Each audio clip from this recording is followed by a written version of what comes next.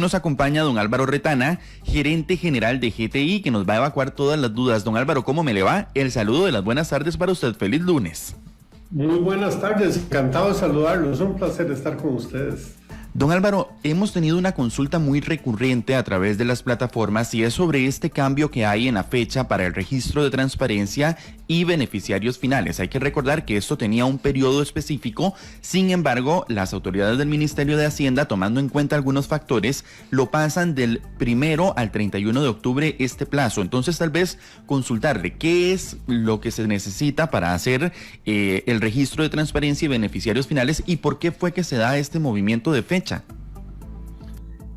Perfecto. Este es un registro que trata de proteger al país contra el lavado de dinero y el narcotráfico. Y lo que pretende es conocer quiénes son los beneficiarios de todas las empresas, de todas las personas jurídicas, de los fideicomisos privados o de los que administran recursos de tercero e incluso de las organizaciones sin fines de lucro. La obligación que tenemos es entrar a la plataforma del Banco Central y ahí vamos a tener que decir para cada una de las personas jurídicas quiénes son los beneficiarios finales. Es decir, al final lo que tenemos que decir, vea, tal persona tiene tanto porcentaje de acciones y es beneficiario en tanto por ciento de esta empresa. Si el beneficiario fuera otra empresa, uno tiene que seguir ahondando en el trabajo hasta llegar a determinar a una persona física como beneficiario final. Eso es lo complicado del trabajo. Y ya se ha hecho por varios años. Este año va a tocar durante el mes de octubre, cualquier día del 1 al 31 de octubre. Y lo que tienen que hacer es que el representante legal de la empresa tiene que certificar que esa declaración esté bien hecha. Por lo tanto, tiene que hacerla el representante legal, tiene que contar con una firma digital y tiene que estar inscrito como representante en el Registro Nacional para que pueda hacer el registro de transparencia y beneficiarios finales. Don Álvaro, tal vez ahondar en este término de beneficiario final. Usted decía que eso es lo complicado de esta declaratoria, que es que hay que llegar justamente a la persona, a la empresa, al encargado, a alguien que se defina como beneficiario final. Pero ¿cómo podemos nosotros darle a entender a las personas que nos escuchan qué es un beneficiario final? Si viera que es la parte más complicada, porque al final es quien recibe los beneficios de la empresa. Y muchas empresas anteriormente han tenido organizaciones complicadas. Como ejemplo, pudiera ser que una empresa costarricense, alguno de los dueños sea otra empresa que sea costarricense e incluso que sea de otro país, por ejemplo de Panamá. Entonces, al hacer la declaración no acaba ahí diciendo, no, es otra empresa en Panamá. No, es que hay que ir a esa otra empresa en Panamá, descubrir quiénes son los beneficiarios y llegar a ahondar hasta en que encontremos las personas que al final van a ser las que reciben beneficios de esta empresa. ¿Y esto por qué? Porque lo que se trata es de una ley que proteja contra el lavado de dinero, contra el narcotráfico y entonces que nos lleve a las personas que son finalmente responsables, a las personas que finalmente van a recibir los beneficios de una empresa. Entonces, al hacer la declaración, uno va a tener que seguir ahondando y ahondando hasta que al final diga la persona beneficiaria es el costarricense de nombre tal, cédula tal, o es el extranjero que vive en tal lado que tiene pasaporte extranjero con número tal, es decir, hasta definir quién es la persona final que recibe ese beneficio por ser dueño de la empresa. Dice por acá Walter Salas a través de la transmisión de Facebook Live, dice, en una asociación solidarista, ¿cómo se registra en los beneficiarios finales si no hay acciones? En las asociaciones solidaristas tiene que haber participantes. Y vamos a ver, los que están obligados son todas esas personas que son jurídicas. Entonces, en una asociación que es una persona jurídica, va a haber un listado de participantes que cada uno tiene un cierto porcentaje de aportes en la empresa. Don Álvaro, ahora pasemos a hablar del adelanto de renta que se viene para el mes de septiembre. Y es que este año va rapidísimo, ¿verdad? Hace poquito estábamos hablando del adelanto de renta de junio y ya nos tenemos que preparar para el pago del adelanto de renta que se va a realizar en septiembre. Tal vez si usted nos amplía detalles en qué consiste este adelanto de renta de septiembre que hay que tomar en cuenta partiendo de lo que ya hicimos en junio. Sí, es rapidísimo. Ahora en junio debimos pagar el primer adelanto. Y son 3 adelantos de renta y luego un pago final. Entonces, ya ahora en septiembre toca el segundo adelanto de renta.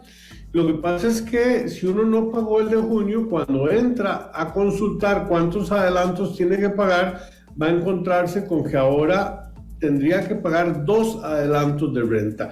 Y esto es lo que hay que prevenir, porque si no se nos van acumulando y luego no van a ser 2, sino que van a ser 3 y ya empiezan a correr intereses por esos adelantos, pero también la empresa empieza a aparecer como morosa y no como una empresa que esté al día.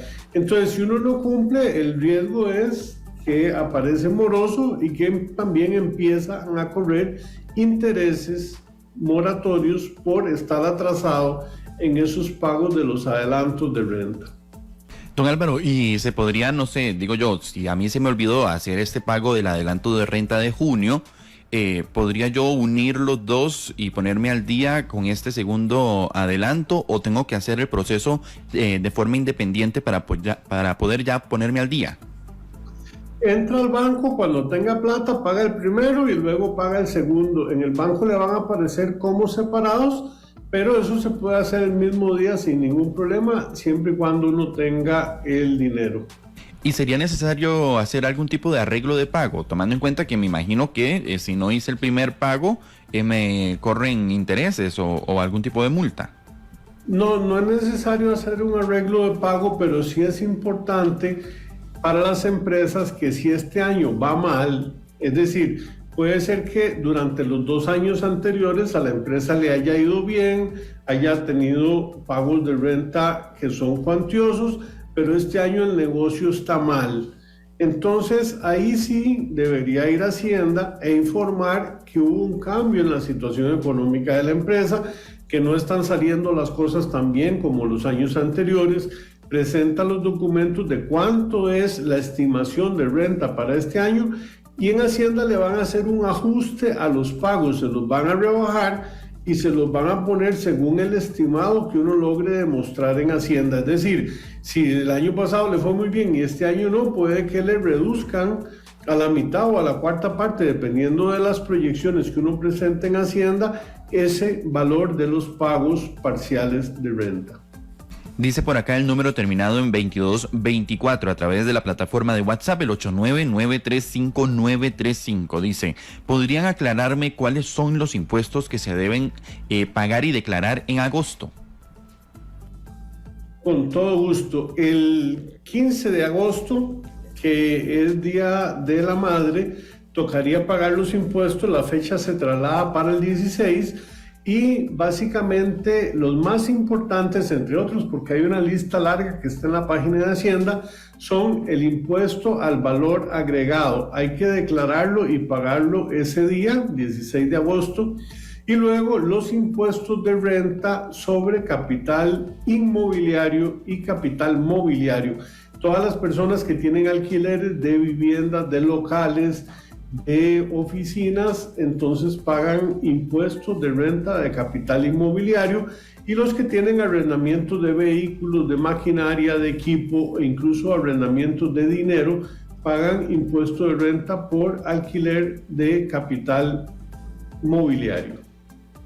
Dice por acá el número terminado en 1122 que nos escribe también al WhatsApp, el 899-359-935. Recuerde que usted nos puede hacer las consultas. Dice, si yo no gané nada en el mes, aún así debo presentar esas declaraciones.